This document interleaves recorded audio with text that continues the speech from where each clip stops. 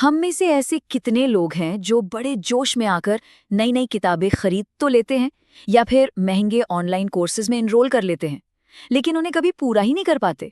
मतलब शुरुआत तो एकदम धमाकेदार होती है, लेकिन फिर सब कुछ ठंडे बस्ते में। आज हम इसी दिलचस्प साइकोलॉजी को डीकोड करने वाले हैं। उस दिमागी खेल को समझेंगे जो नई चीजें खरीदने के लिए तो जबरदस्त पुश करता है, लेकिन उन्हें इस्तेमाल करने से रोक देता है। जरा सोचिए, अलमारियों में महीनों से धूल खाती हुई वो ब्रांड न्यू किताबें, या फिर ब्राउजर में बुकमार्क किए गए वो ढेरों कोर्सेज जो पेमेंट करने के बाद शायद कभी खोले ही नहीं गए। लोग आखिर ऐसा करते क्यों हैं? गहराई में कहीं ना कहीं पता होता है कि शायद इसे कभी पूरा नहीं कर पाएंगे, फिर भी हम खरीद लेते हैं। सच कहूं तो ये इंसानों की एक बड़ी ही अजीब लेकिन पूरी तरह से यूनिवर्सल आदत है। दुनिया का शायद ही कोई इंसान हो जिसने कभी इस फेज का अनुभव न किया हो। तो सबसे पहले एक बहुत बड़ी गलतफहमी दूर कर लेते हैं। ये कोई आलस नहीं है, बिल्कुल नहीं। अक्सर लोग किताबें न पढ़ पाने पर खुद को कोसने लगते हैं, गिल्ट में चले जाते हैं, लेकिन सच तो ये है कि ये कोई पर्सनल फेलियर या अनुशासन की कमी नहीं है। ये बर्ताव एकदम नॉर्मल है और इसे लेकर मन में जरा सा भी गिल्ट रखने की कोई जरूरत नहीं है। ठीक है, तो चलिए इसमें गहराई से उतरते हैं। भाग एक आम मनोवैज्ञानिक आदत। हमारी ये रोजमर्रा की आदत, जिसे हम अक्सर अपनी कमी मान बैठते हैं, असल में दिमाग की वायरिंग से जुड़ी है। ये जानकर बड़ी हैरानी होती है कि जापानीज भाषा में इसके लिए एक पूरा का पूरा शब्द मौजूद है। इसे कहते हैं त्सुंडकू। त्सुंडकू का मतलब है पढ़ने का सामान खरीदना और बिना पढ़े बस उसका ढेर लगाते जाना। कमाल है ना? जब हमारी किसी उलझन को एक ऐसा फॉर्मल नाम मिल जाता है तो लगता है कि भाई हम अकेले नहीं हैं। ये शब्द साबित करता है कि ये आदत सिर्फ हमारे आज के स्मार्टफोन वाले युग की नहीं है, बल्कि सदियों से इंसानी फितरत का हिस्सा रही है। आगे बढ़ते हैं भाग 2 की तरफ। आलस नहीं, ये मनोविज्ञान है। असल में हम इंसानों में कोई खोट नहीं है, हमारा दिमाग बस कुछ खास कॉग्निटिव लूप्स में फंस जाता है। चलिए इसे ऐसे समझते हैं, जब कोई कुछ खरीदता है और जब वो सच में पढ़ाई करता है तो दिमाग इन दोनों कामों को बिल्कुल अलग तरह से प्रोसेस करता है। बाय नाउ बटन दबाने में सिर्फ कुछ सेकंड लगते हैं और दिमाग को तुरंत ये भ्रम हो जाता है कि वाह, ज्ञान मिल गया।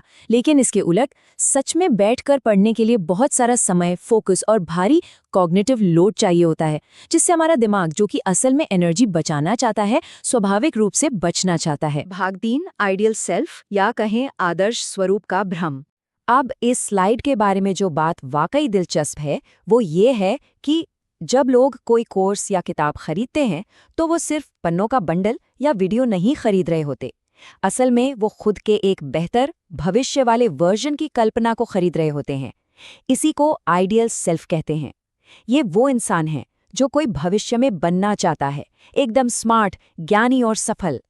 कुछ भी नया और ज्ञानवर्धक खरीदते ही दिमाग को वो जबरदस्त खुशी मिल जाती है, जैसे उसने सच में वो ज्ञान पा लिया हो और अपने उस आइडियल सेल्फ के एक कदम और करीब पहुंच गया हो। चलिए अब आते हैं भाग 4 पर, इस व्यवहार के वैज्ञानिक कारण।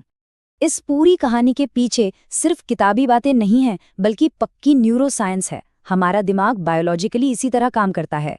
ये 5 वैज्ञानिक कारण इस पूरे रहस्य से पर्दा उठाते हैं। पहला, खरीदारी का बटन दबाते ही दिमाग में डोपामाइन का एक तगड़ा शॉट रिलीज होता है, जो तुरंत खुशी का एहसास देता है। दूसरा, बिना एक पन्ना पढ़े ही ज्ञान पा लेने का एक जादुई भ्रम पैदा हो जाता है। तीसरा, जैसा कि हमने बात की, असल में पढ़ने का भारी कॉग्निटिव लोड। चौथा कारण है हमारी कॉग्निटिव फ्लेक्सिबिलिटी या नई चीजें सीखने की मानसिक क्षमता की अपनी सीमाएं होना, जिससे पढ़ाई थकाऊ लगती है। और पांचवा, वही अपने आदर्श स्वरूप के पूरा होने का एहसास। मतलब दिमाग खुद खरीदारी के इस छोटे से एक्शन को ही एक बहुत बड़ी अचीवमेंट मान बैठता है। और ये कोट बहुत ही शानदार तरीके से दर्शाता है कि ये दिमागी खेल कैसे काम करता है। एक किताब खरीदना ऐसा महसूस कराता है जैसे उसके अंदर का ज्ञान ही खरीद लिया हो। सच तो ये है कि इसमें किसी इंसान की कोई गलती नहीं है। ये सिर्फ हमारे दिमाग के रिवॉर्ड सिस्टम का एक बहुत ही चालाक और असरदार ट्रिक है। इसे समझने के बाद तो उन अधूरी किताबों या कोर्सेज का सारा गिल्ट हमेशा हमेशा के लिए छूमंतर हो जाना चाहिए। मानव व्यवहार और ह्यूमन साइकोलॉजी का ये विषय है ही इतना गहरा और दिलचस्प। अगर रोजमर्रा की आदतों के पीछे छिपे इन दिमागी रहस्यों को डिकोड करना और खुद को बेहतर समझना रोमांचक लगता है, तो ऐसे और भी गहरे विश्लेषणों के लिए सब्सक्राइब करना एक बेहतरीन कदम होगा। ये इंसानी दिमाग को समझने की एक बहुत ही कमाल की यात्रा है। अंत में ये पूरा विश्लेषण एक बहुत ही गहरा और सोचने पर मजबूर कर देने वाला सवाल छोड़ जाता है। क्या हम सच में असली ज्ञान की तलाश में हैं या सिर्फ उस ज्ञान को पा लेने के उस सुखद एहसास को जीना चाहते हैं? ये एक ऐसा सवाल है जो हमारे सीखने के तरीकों पर एक नया नज़रिया देता है। तो अगली बार जब कोई नई किताब शेल्फ पर सजे या किसी नए कोर्स का पेमेंट कंफर्म हो, तो उसके पीछे काम कर रही इस दिलचस्प साइकोलॉजी को ज़रूर याद रखिएगा।